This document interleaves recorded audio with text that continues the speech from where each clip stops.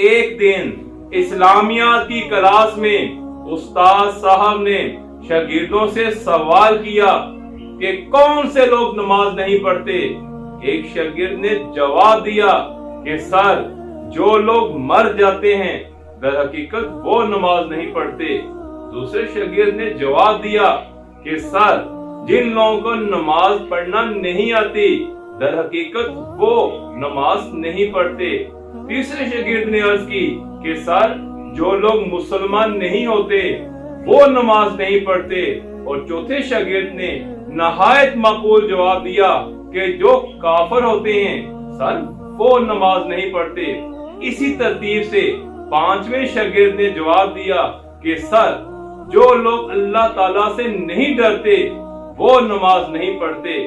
اب ان جوابات کی روشنی میں ہمیں فیصلہ کرنا ہے کہ نماز کون نہیں پڑھتے۔ آیا وہ لوگ نماز نہیں پڑھتے جو مر گئے ہیں؟ آیا وہ لوگ نماز نہیں پڑھتے جن کو نماز پڑھنا نہیں آتی؟ آیا وہ لوگ نماز نہیں پڑھتے جو مسلمان نہیں ہیں؟ یا وہ لوگ نماز نہیں پڑھتے جو کافر ہے؟ یا خدا نخواستہ وہ لوگ نماز نہیں پڑھتے جو اللہ تعالیٰ سے نہیں ڈرتے؟